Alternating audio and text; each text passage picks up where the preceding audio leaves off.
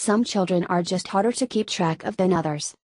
When Elodie Storm realized her 2-year-old, Jasper, wasn't standing with his sister at the entrance to the park at Pier 6 in Brooklyn, she suddenly knew, with sickening clarity, that her toddler had boarded the ferry to Governor's Island.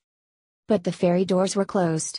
The boat was leaving, and the security staff refused to let her board. They said they would have seen him come, as she said. But she knew her son, and she was sure the small boy had slipped past. She was right. When the guards finally relented, they found Jasper seated under a bench among the crowd. "I still can't think about what might have happened," said the Brooklyn mother of 2. "He was physically capable of almost anything, but he had no concept of danger." Parents, of course, are fallible. But children, some more than others, are wily. Who, if anyone, is to blame when a child wanders away?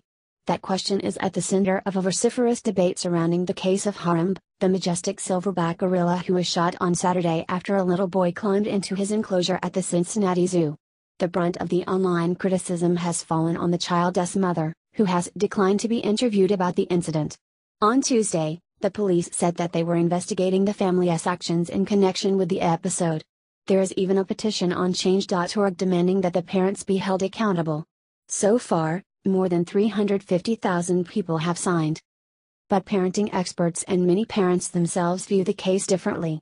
Not only did the child slip away from his mother, but he squeezed under a rail, through wire barriers and over a mud wall, all in the presence of numerous bystanders surrounding the gorilla exhibit.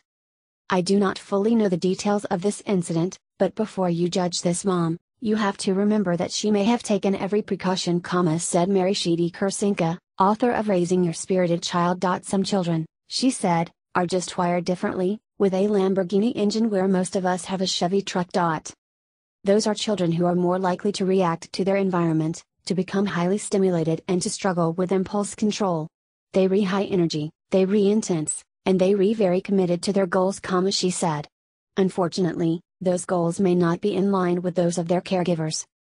That clearly was the case of the boy at the gorilla exhibit. A witness told CNN that she heard the boy joke with his mother about going into the moat.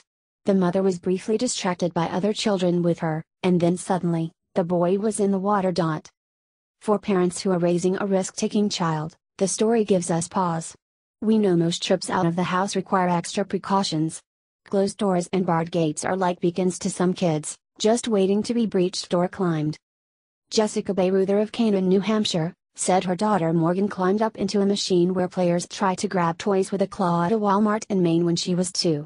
She sat in there, victorious, for 45 long minutes while her parents, police officers and store employees searched the building. After the store had been shut down and panic was setting in, a boy playing a nearby video game pointed into the machine. "You looking for her?" he asked. Eventually, Morgan was persuaded to climb back out through the prize door. The store didn't have the key to the machine. Abby Vegas, a Connecticut writer, finally got a harness and leash for her daughter after retrieving her from, among other places, a hotel parking lot and a swimming pool cover. "In my family, any trip to a museum involves one adult wholly dedicated to protecting the exhibits from one of our 4 kids," a child who once very nearly deconstructed a sculpture by the artist Joan Miro involving an umbrella, some fake flowers and a wooden stand. For that child, every new form of barrier requires a fresh reminder that, indeed, what lies behind it is not to be touched. In the case of the gorilla enclosure, Cindy Andrews, the opinion editor at the Cincinnati Enquirer, wrote this week that she initially criticized the parents for not supervising the child. But then she remembered the time she misjudged her own 18-month-old daughter's foot speed as she approached a busy road. She chased the child down, but not before she ran in front of a car, which thankfully stopped quickly enough to avoid hitting her.